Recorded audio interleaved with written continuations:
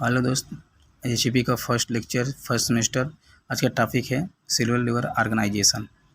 Cell क्या था? What is the cell? A cell is the basic living structure and function unit of body enclose with of the membrane. हमारे जो membrane होता है उसको, हमारे बॉडी को जो मेम्ब्रेन क्लोज करता है, जो स्ट्रक्चर और जो क्रिया पाई जाती है, जो हमारा संरचनात्मक पाई जाती है, जो लिविंग होती है, उसी को सेल बोला जाता है। इस सब स्ट्रक्चर क्या होता है? जैसे यहाँ देखो, स्मूथ इंडो रेटिकुलम होता है। तो ये इंडो रेटिकुलम क्या था? ये देखो बारीक ऐसे होते हैं। और जो रफ एंडोप्लाज्मिक रेटिकुलम होते हैं, ये क्या होते हैं? इसमें छोटे छोटे पॉइंट पाए जाते हैं, जिससे हम इसे राइबोसोम इसमें स्पर्श किए जाते हैं। और जो न्यूक्लियस होता है, उसी न्यूक्लियस को न्यूक्लियोटाइड भी बोला जाता है। और ये क्या होता है? लाइसोसोम होते हैं। एक वैक्यूल पाए जाते हैं, वैक्यूल में छोटे छोटे पॉइंट पाए जाते हैं, उसे क्या वो है?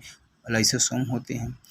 और माइटोकॉन्ड्रिया क्या है? तो माइटोकॉन्ड्रिया एक प्रकार से पावर ऑफ एटम होता है, पावर ऑफ हाइड्रोजन बोला, पावर ऑफ इसको एनर्जी बोला जाता है।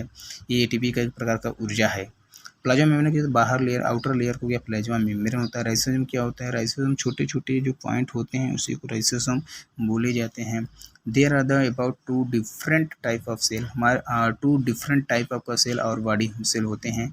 The cell of the sum from existing cell by the processing of the cell division in which one cell divide into the two identical cell भी होते हैं।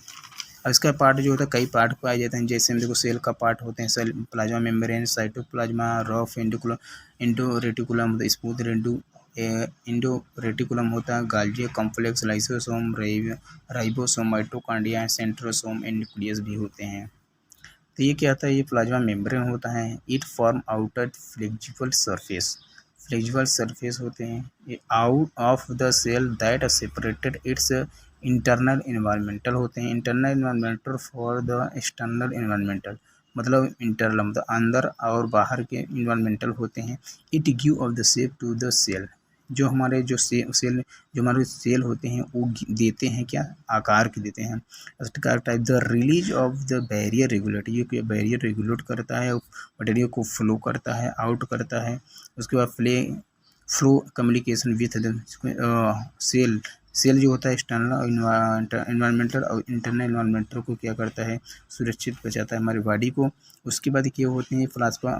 Phospholipid बने होते हैं, जिससे बाई लेयर होता है। ये ऊपर वाला जो होता है, ये क्या होता है? ये हेड होता है और ये टेल होता है। ये जो होता है पेरिफेरल प्रोटीन की बने होते हैं, ये एंटी प्रोटीन या ग्लाइकोप्रोटीन की होते। इसी को बोले जाते हैं फ्लूइड मोज़ेक मॉडल।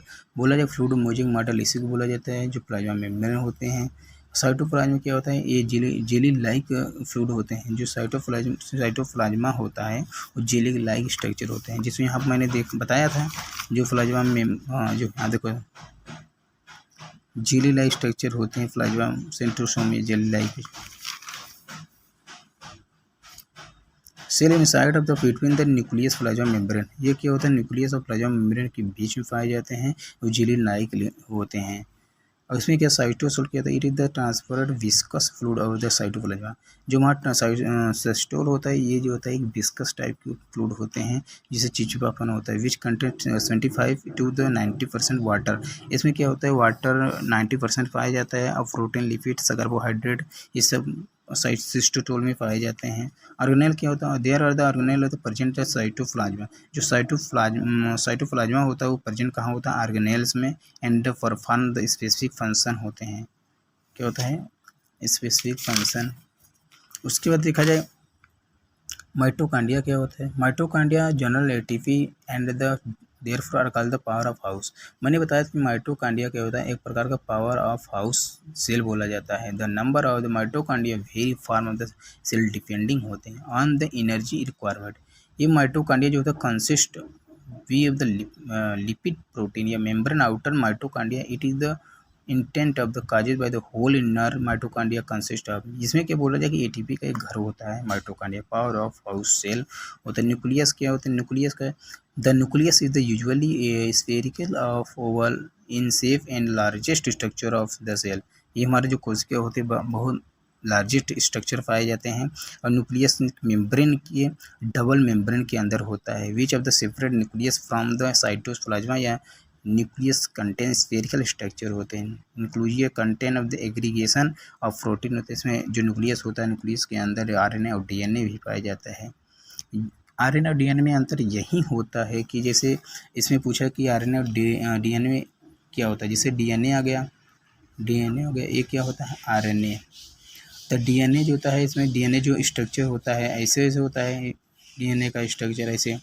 तो इसमें जो दो बाइंडिंग बना जाता है, मैं एक ट्रिक बनाया हूँ, एडेनिन थाइमिन गुआनिन साइटोसिन। तो एडेनिन और थाइमिन जो डबल बांड होते हैं और गुआनिन और साइटोसिन में 3 बांड होते हैं।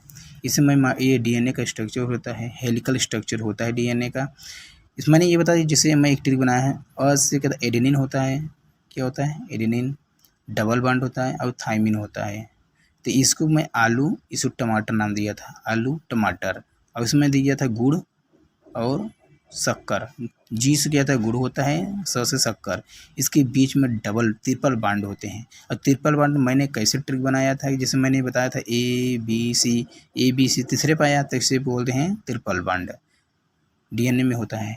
इससे इसमें क्या होता है एडेनिन होता है, थाइमिन होता है, गुआनिन होता है, साइटोसिन होता है। इसमें क्या होता है एडेनिन होता है, गुआनिन होता है, साइटोसिन होता है, लेकिन थाइमिन के स्थान पे इसमें क्या होता है यूरेसिल पाया जाता है। क्या यूरेसिल स्ट्रक्चर होता है। आरएनए में यही डिफरेंट होता है, एक ही डिफरेंट होता है जिसमें थाइमिन पाया जाता है, और आरएनए में क्या होता है यूरेसिल पाया जाता है, और डीएनए में थाइमिन पाया जाता है।